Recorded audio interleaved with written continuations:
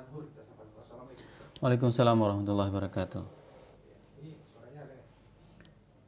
Kedengaran? Bang Faiz kedengaran nggak suara saya? Ya, dengar. Ya, oke, mantap. Ya, Ustaz, di sore hari ini apa yang ingin kita sampaikan dan judul apa yang ingin kita coba bahas? Karena kita akan menceritakan apa namanya, Aceh ini kan baru-baru ini kan lagi hotnya tentang penundaan LKS. Jadi tema kita pada sore yang berbahagia ini, kita akan meminta kepada semuanya jangan tunda kanun LKS tersebut. Gitu. Ya. Alhamdulillahirabbil alamin wa bihi nasta'in ala umuri dunya waddin. Asyhadu an la ilaha illallah wa asyhadu anna Muhammadan abduhu wa rasuluh. Allahumma salli wa sallim wa barik ala Muhammad wa ala azwajihi wa dhurriyyatihi wa ashabihi ajma'in. Rabbi israh li sadri wa yassir li amri wahlul 'uqdatam min lisani yafqahu qawli, amma ba'du. Baru-baru ini Aceh memang terkenal dengan sebuah gebrakan yang pertama yang sudah dijalankan dari tahun 2018, di mana bahwasanya adanya sebuah kanun tentang lembaga keuangan syariah. Nah, kanun ini merupakan sebuah proyek skala nasional, di mana Aceh, Bang Faiz, terkenal dengan beberapa proyek nasional. Dulunya Indonesia belum mengenal dengan Badan Pembangunan Daerah. Namun Aceh sebagai salah satu provinsi yang menginisiasi terjadinya Bapeda, adanya Bapeda di Indonesia. Begitu juga dengan proyek-proyek skala nasional lain seperti MUI, Majelis Permusyawaratan Ulama. Para ulama Aceh pada saat itu berkumpul untuk menginisiasi adanya sebuah organisasi, sehingga apa? Munculnya dari Aceh. Sehingga Aceh merupakan sebagai starting point bagi daerah-daerah lain di provinsi lain, penyumbang dalam proyek skala nasional. Begitu juga hal yang sama disumbangkan oleh Aceh dalam Bank Pembangunan Daerah. Bank Pembangunan Daerah ini dulunya tidak ada di Indonesia. Awalnya itu adanya di Aceh. Aceh lah sebagai penyumbangnya. Dan hari ini, tahun 2018, pemerintahan Aceh bersama dengan DPR-nya, itu menghasilkan sebuah kanun yang spektakuler, yaitu Kanun Lembaga tentang Keuangan Syariah.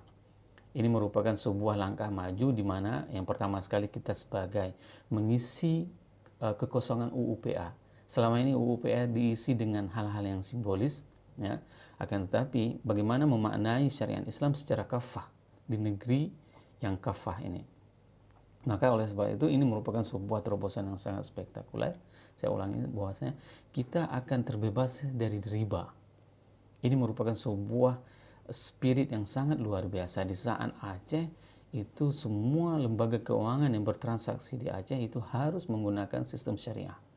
Bukan berarti Aceh mengusir lembaga selain syariah, akan tetapi lembaga yang lain harus menjalankan prinsip, di mana prinsip tersebut di mana mereka harus menjalankan sesuai dengan prinsip syariah. Nah, kanun ini akan berlaku 1 tahun lagi, masih ada durasi waktu 1 tahun. Nah, beberapa waktu yang lalu di akhir penghujung tahun 2000 itu ada sebagian orang yang mengatasnamakan dirinya sebagai masyarakat Aceh itu menolak bahwasanya penerapan kanun itu dalam jangka waktu 1 tahun ini. Mereka meminta penerapan kanun tersebut itu sampai dengan 2026. Ini merupakan sebuah kejahiliahan modern. Ini yang perlu diulangi, Bang Faiz. Seharusnya kanun ini bisa diterapkan di tahun 2022, ya. Kenapa? Karena secara laporan dari semua lembaga yang beroperasi di Aceh, mereka itu sudah ready untuk menyambut pelaksanaan kanun ini 80%. Hanya tinggal 20% lagi. Nasabah itu sudah dialihkan, semuanya sudah bekerja dengan secara maksimal secara 80%. Hanya ada 20%. Nah, 20% inilah di saat seseorang itu, sebuah lembaga itu harus membenahi diri. Jika terdapat sebuah ada hal-hal yang memang belum terprediksi sistem pembayarannya misalnya. Inilah kesempatan bagi kita dalam jangka waktu 1 tahun untuk bisa membenahi diri. Nah, ini sebenarnya yang memang harus kita persiapkan bersama, karena kita harus bersyukur, Bang. Nah, hal seperti ini sebenarnya di saat mereka menolak apa yang diperintahkan oleh Allah, itu halnya sama seperti orang-orang Bani Israel. Orang-orang Bani Israel, umat terdahulu itu sebenarnya juga dilarang bagi mereka untuk melaksanakan riba. Dan juga mereka meminta untuk menunda-nunda. Allah berfirman, wa akhadhihimur riba wa qad nuhu anhu. dan mereka telah mengambil ya, riba itu sebagai salah satu cara investasi, padahal itu dilarang oleh Allah. Nah, larangan riba ini bukan main-main.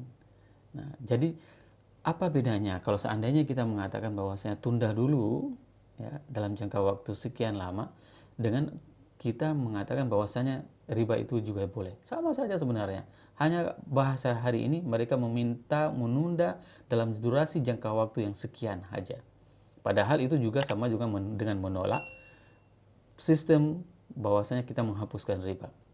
Nah, salah satu, dan kita sudah banyak bercerita di RRI ini, Bang Faiz, tentang bagaimana dahsyatnya ancaman riba dan bagaimana kelakuan orang-orang sebagai pemakan riba itu. Allah menggambarkan dalam surah Al-Baqarah tersebut bahwasanya orang-orang yang memakan riba itu diibaratkan oleh Allah itu seperti orang kerasukan setan. Nah, Bang Faiz masih melihat bagaimana atraksi kuda lumping. Ya, begitulah orang-orang yang digambarkan. Saya sewaktu membaca ayat tersebut akan terbayang bagi saya, itu adalah orang-orang yang main kuda lumping.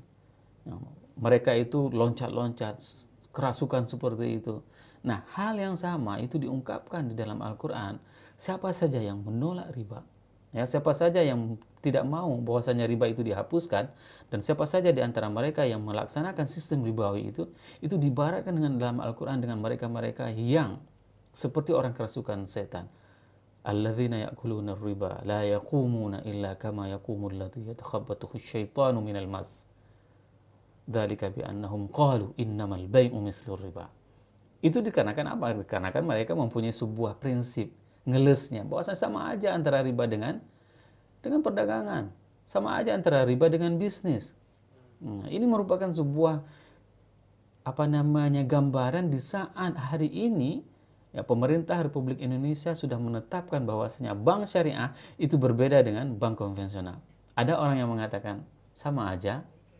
Nah, ini yang sangat dikhawatirkan, yang sangat disayangkan.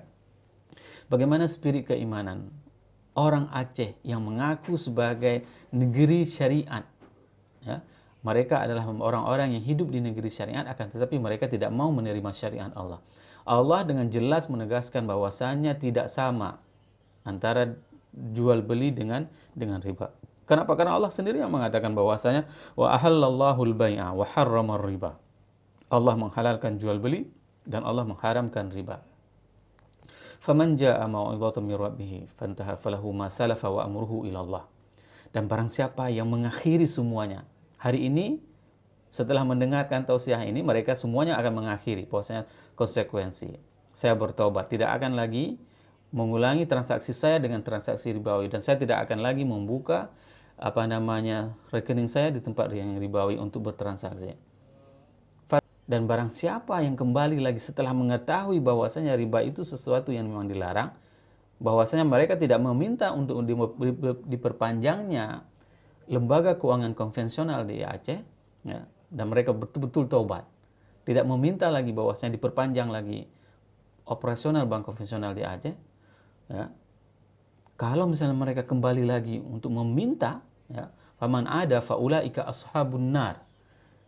Barang siapa yang meminta, barang siapa yang juga kembali kepada transaksi ribawi, nah, faulaika ashabun nar hum fiha khalidun. Ini ancaman yang paling luar biasa. Nabi Muhammad mengatakan bahwasanya, ya, tidak ada satupun umatku yang mengucapkan la ilaha illallah itu kecuali mereka itu memang keluar dari neraka, kecuali ini. Kecuali mereka-mereka yang, ya, mengakui bahwasanya riba itu diharapkan dan mereka juga melaksanakannya. Apa bedanya hari ini? Saat kita meminta kepada pemerintah Aceh, kepada DPR, bahwasanya untuk ditunda pelaksanaan. Dan mereka mengatakan bahwasanya kita bukan berbicara mengenai masalah riba haram, akan tetapi kita berbicara mengenai penundaan. Sama aja. Kenapa? Karena di saat kita sudah mendeklar bahwasanya akan memerangi riba, maka itu adalah urusan yang kita deklarkan, itu adalah urusan kita dengan Allah, dengan Rasul. Kenapa? Karena Allah dengan Rasul sendiri yang mengatakan bahwasanya barang siapa di antara mereka yang tidak mau, ya, tidak mau mendengarkan anjuran ini, ya, perintah ini, fa'dzanu biharbin minallahi wa rasulih. Maka Allah dan Rasul mengizinkan peperangan dengan mereka. Coba bayangkan hari ini Bang Faiz, di mana ada peperangan yang bisa dimenangkan oleh manusia, ya, oleh makhluk, itu saat mereka berperang dengan Allah. Tidak ada satupun. Fir'aun itu terkenal dengan jumlah armada, artileri, pasukannya itu yang sungguh luar biasa spektakuler. Apa yang terjadi? Matinya itu tenggelam di dalam lautan. Tidak ada apa-apanya. Ya. Begitu juga dengan beberapa umat terdahulu. Hum asyaddu batshan wa asyaddu quwwatan. Mereka itu mempunyai kekuatan yang sungguh luar biasa jika dibandingkan dengan kekuasaan hari ini. Akan tetapi apa yang terjadi? Semuanya itu tidak akan mampu melawan peperangan dengan Allah. Kalau kita ingin merefleksi kembali, ya, di saat Allah mengatakan fa'zanu biharbim minallahi wa rasuli, Allah mengizinkan kepada mereka untuk diperangi dan Rasul, ya, coba lihat berapa banyak peperangan yang terjadi di masa Rasulullah SAW. Peperangan itu diantara yang pertama sekali adalah peperangan Badar sampai dengan peperangan Hunain. Semuanya, ya, di awal-awal peperangan Islam itu, ya, umat Islam sangat sedikit jumlahnya. Dan apa yang terjadi? Tapi bisa mengalahkan umat kafir, yang orang-orang kafir yang jumlahnya dari pasukannya, kelengkapan atribut perangnya itu yang sungguh luar biasa. Bisa dikalahkan oleh umat Islam. Kenapa? Karena yang melakukan intervensi dalam peperangan ini adalah Allah. Ini yang paling penting yang harus kita pahami. Allah mengatakan wa ma ramaita idz ramaita walakinallaha rama. Siapa yang memerangi itu? Siapa yang memanah? Yang memanah itu adalah Allah melalui pasukan-pasukan yang melalui tentara-tentaranya, para malaikatnya yang memanah orang-orang kafir. Ya. Begitu juga dengan di saat umat Islam yang sudah sangat banyak. Pada saat peperangan Hunain itu umat Islam itu sungguh luar biasa sehingga mereka itu takjub dengan jumlah mereka. Apa yang terjadi? Ya. Mereka pada awalnya hampir kalah diserang oleh sejumlah musuh yang jauh lebih sedikit jumlahnya. Akan tetapi dikarenakan pertolongan oleh Allah, dan itu diabadikan di dalam Al-Quran. Laqad nasarakumullahu fi mawatina katsirah. Sungguh Allah lah yang memerdekakan. Sungguh Allah lah yang memenangkan hampir semua pertempuranmu. Ya. Hari ini Al-Quran ini kan sebagai petunjuk kepada kita. Di saat Al-Quran sudah jelas mengatakan kepada kita, tinggalkan riba. Karena perintah meninggalkan riba ini Bang Faiz, ini bukan hanya sekedar perintah kepada orang-orang muslim. Ya. Ini perintah meninggalkan riba ini adalah perintah kepada orang-orang yang beriman. Ada suatu hal yang harus kita pahami di balik takbir ini. Apa yang harus kita pahami? Bahwasanya virus riba itu sudah merasuki orang-orang beriman. Bukan hanya orang-orang Muslim. Itu yang paling bahaya. Kenapa? Allah sendiri yang mengingatkan, ya ayyuhalladzina amanu, wahai orang-orang yang beriman, ittaqullah, bertakwalah kamu kepada Allah, wadharu ma baqiya minar riba, ya, dan tinggalkanlah sisa-sisa riba yang masih kita lakukan dalam transaksi kehidupan kita sehari-hari. Ini seolah-olah Allah itu memanggil Bang Faiz, memanggil saya kalau seandainya kita ini termasuk dalam golongan orang yang beriman. Ya. Jadi khitab, tujuan, panggilan tersebut ditujukan kepada orang-orang yang beriman, bukan hanya orang-orang yang muslim. Bayangkan hari ini kita terlalu heboh dengan COVID-19, ya. Padahal Al-Qur'an itu sudah sangat heboh mewarning kita tentang virus riba. 15 abad yang lalu Al-Qur'an sudah mewanti-wanti kita. Orang-orang yang beriman yang diwanti-wanti, bukan masyarakat biasa saja. Orang-orang yang beriman. Kenapa? Karena kita hari ini tidak bisa melepaskan diri dari transaksi ribawi. Ini merupakan sebuah gambaran terpenting, faktual. Hari ini terjadi dan kondisi umat Islam. Berapa banyak di antara mereka yang masih menggunakan bisnis mereka dengan menggunakan sistem ribawi. Walaupun alasannya saya hanya meletakkan. Ini yang dinamakan dengan sisa dari riba dalam kehidupan kita, ya, dalam bisnis kita, dalam kehidupan sehari-hari kita, dalam semua transaksi kita. Maka bersyukurlah orang-orang yang berada dan tinggal di Aceh di saat mereka hanya mempunyai sistem yang dinamakan dengan sistem keuangan syariah. Sehingga apa? Sehingga kita tidak termasuk di dalam khitab yang dikatakan oleh Al-Quran tadi, bahwasanya ya ayyuhalladzina amanu taqullaha wa dharu ma baqiya minar riba in kuntum mu'minin. Pembuktian seseorang itu beriman atau tidaknya kepada Allah, ya, itu sangat jelas dari bagaimana konsekuensi kita meninggalkan riba atau tidak. Kalau kita masih meminta untuk diperpanjang lagi bank konvensional ada di Aceh, nah, berarti in kuntum mukminin, termasuk dari situ. Ini merupakan sebuah renungan bersama Bang Faiz. Bahwasanya apa saja yang diperintahkan oleh Allah itulah yang terbaik kepada kita. Jangan kita sampai mengatakan bahwasanya lembaga keuangan syariah itu tidak baik, lembaga keuangan syariah itu tidak bisa mendongkrak perekonomian Aceh. Hari ini saya mau tanya sama pemerintah Aceh, sama siapa saja yang mengatakan bahwasanya lembaga keuangan syariah ini menghambat pertumbuhan ekonomi. Ya. Berapa sudah pertumbuhan ekonomi Aceh hari ini? Dengan dana triliunan rupiah yang sudah dikucurkan sekian puluh tahun, berapa terjadi peningkatan perekonomian? Dan apakah masyarakat benar-benar merasakan bahwasanya kesejahteraan itu ada? Itu yang tidak dirasakan oleh masyarakat Aceh. Hari ini kita ngeles. Ya, sewaktu ada lembaga keuangan syariah itu, ya, sewaktu ada lembaga keuangan syariah, kita mengatakan syariah itu tidak akan meningkatkan perekonomian. Ingat, di dalam surat Ar-Rum Allah mengingatkan kepada kita bahwasanya, ya, bahwasanya riba itu bukanlah salah satu investasi, cara mencari pendapatan, cara mencari keuntungan.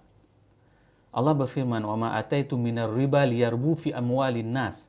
Apa saja yang engkau jadikan dari sumber ribawi untuk kamu investasikan di harta manusia, la yarbuna indallah. Dan itu bukanlah bentuk investasi yang akan meningkatkan harta manusia. Ini sebenarnya yang harus dipahami dan harus diyakini, seyakin-yakin, hakul yakin, bahwasanya apa yang dikatakan oleh Allah itu adalah benar.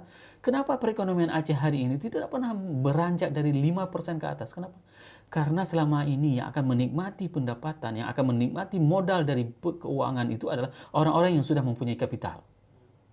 Iya kan? Nah, di dalam lembaga keuangan syariah itu, dalam kanun itu, teman-teman itu menyusun bahwasanya pada tahun 2022, setiap lembaga keuangan syariah itu mereka harus menyalurkan 20% dari jumlah pembiayaan untuk UMKM. 20%, Bang. Katakanlah abang punya bank dan jumlah pembiayaan yang abang salurkan dalam bank abang itu adalah 10 triliun. Maka itu ada 2 triliun yang harus abang salurkan, ya. 10 triliun, 1 triliun yang harus abang salurkan untuk UMKM. Seberapa sejahtera masyarakat Aceh di saat mendapatkan kucuran dana dari satu lembaga keuangan? Ya. 1 triliun. Bagaimana dengan lembaga-lembaga keuangan syariah lain yang mereka beroperasi di Aceh dan mereka menyalurkan pembiayaan? Maka mereka harus menyisihkan. Di tahun 2022 itu adalah 10%. 20%. 20%. Nah, di tahun 2024 mereka harus menyalurkan untuk sektor real UMKM itu adalah 40%, Bang. Inilah kesempatan untuk kita warga Aceh, masyarakat Aceh, pemerintah Aceh, DPR Aceh, semua ulama di Aceh untuk membuktikan benar apa yang disampaikan oleh Allah. Allah mengatakan bahwasanya yamhaqullahu riba wa yurbis sadaqat. Allah yang mengatakan bahwasanya Allah lah yang akan mematikan riba, ya. Dan Allah lah yang akan menghidupkan sedekah. Bagaimana kita bisa membuktikan kalau seandainya kita tidak mengaktualisasikan? Seharusnya kita bangga, Bang Faiz. Kami orang Aceh itu adalah orang yang pertama sekali mengimplementasikan apa yang disampaikan oleh Allah di dalam Al-Quran. Kamilah yang mematikan riba. Ada suatu kebanggaan dalam diri kita sebagai orang mukmin bahwasanya kita adalah sebagai umat yang mengaktualisasikan, yang beriman terhadap ayat-ayat riba ini. Bukan kita di antara orang-orang sebagai pengikut Abu Jahal, Abu Lahab, yang meminta supaya riba ini diteruskan transaksinya di Aceh. Ini merupakan sebuah permasalahan. Kita sudah banyak menjelaskan di dalam kajian-kajian kita, dalam tausiah kita, bahwasanya apa? Saya kemarin itu di hari Jumat ada salah seorang anak muda yang menceritakan kepada saya. Dia sukses dengan tanpa riba, Bang. Ya, apa yang saya tanyakan? Berapa persen, Dek, terjadi peningkatan laba sebelum dengan sesudah? Karena ini adalah pertanyaan yang menarik bagi seorang pebisnis. Dia mengatakan lebih 1000%. Boleh disampaikan berapa kira-kira nominal rupiahnya? Dia katakan, dulu Bang saya punya aset hanya 50 miliar. Tapi selama 3 tahun saya itu istilahnya ikat pinggang. ikat pinggang efisiensi dalam semua pembiayaan, dalam semua belanja perusahaan, sehingga apa? Sehingga dia bisa memaksimalkan semua dana tersebut tanpa mengambil uang riba selama 3 tahun. Apa yang terjadi Bang Faiz? Kira-kira berapa terjadi kapitalisasinya? 700 miliar pendapatan dia. Dan dia mengatakan, ya Allah.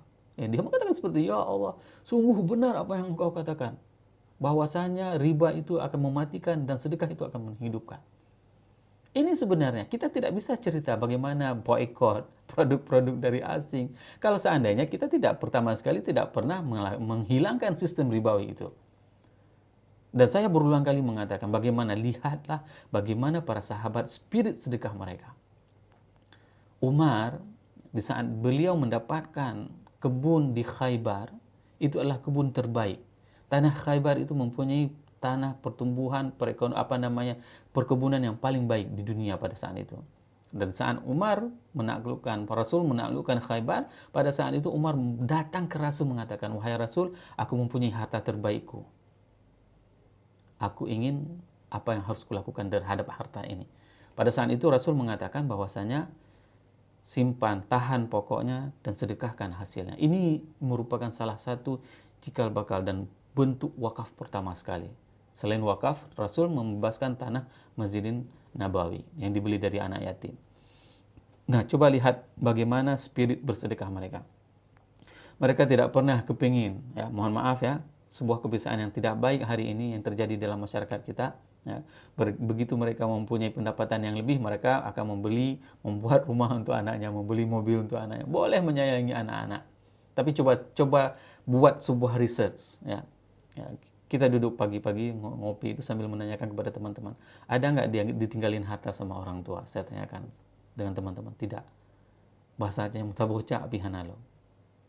Kenapa? Tapi kenapa dia juga bisa mendapatkan, bisa eksis hari ini? Dikarenakan memang berusaha.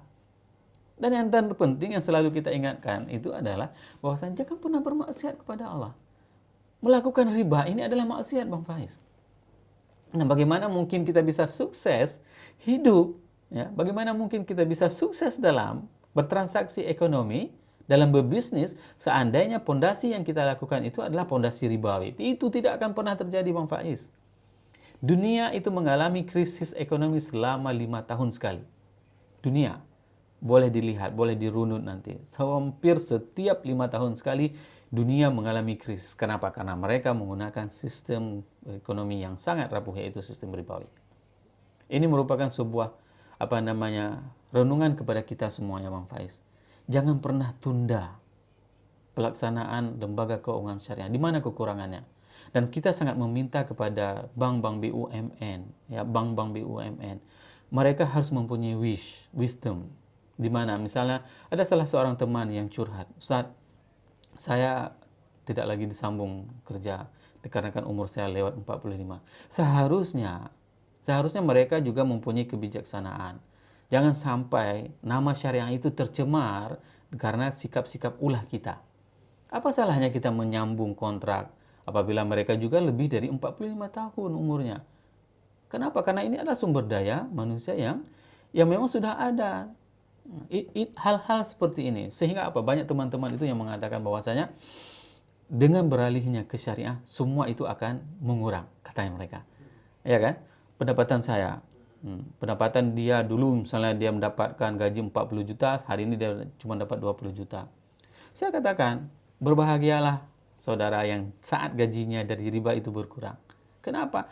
Karena satu dirham riba, apabila seseorang memakan 1 dirham riba, maka dia itu setara dengan berzina sebanyak 36 kali.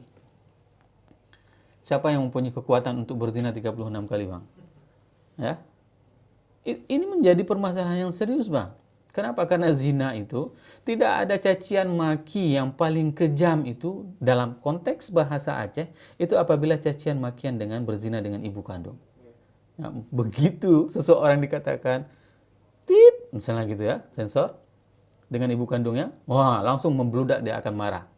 Kenapa? Karena 73 pintu riba, dosa riba, salah satu pintu terkecil itu adalah seseorang berzina dengan ibu kandungnya. Coba bahasa Acehnya, kasar sekali bang.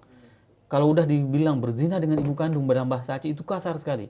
Dan tidak ada orang yang tidak marah. Tapi hari ini saat kita dibilang uang makan riba ya, biasa aja. Karena inilah polesan-polesan dunia.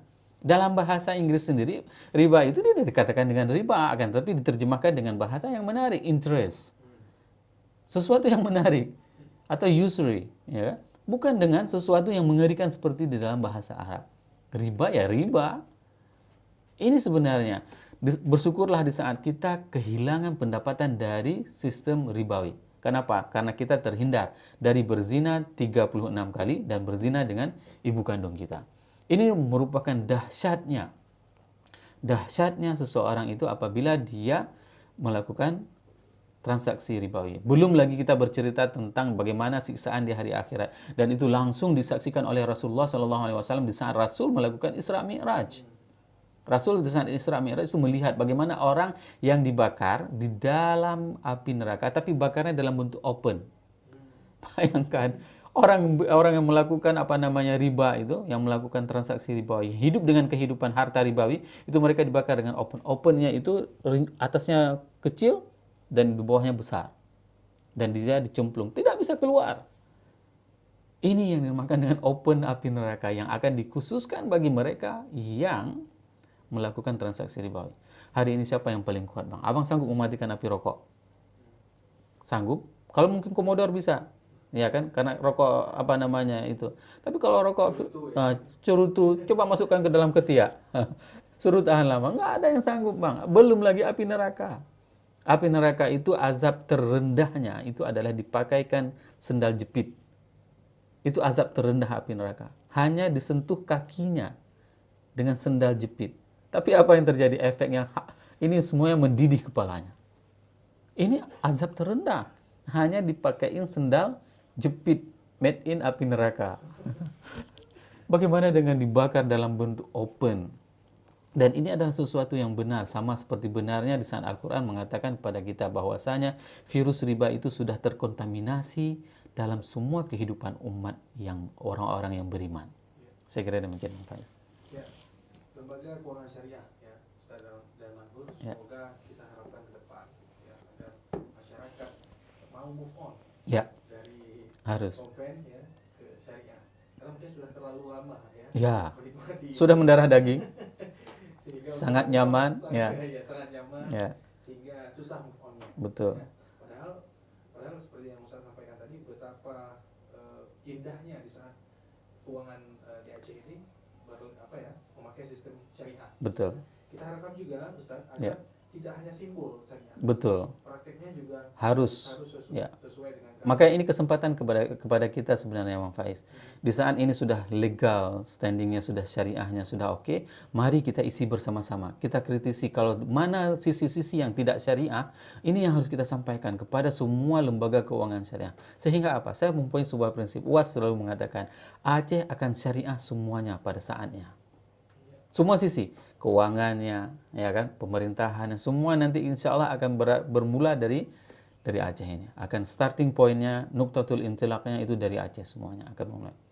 Ya Ustaz, closing statement kita sembari menutup tausiah kita sore ini, silakan. Jangan pernah melawan Allah dan Rasul, karena berperang dengan Allah dan Rasul adalah kekonyolan.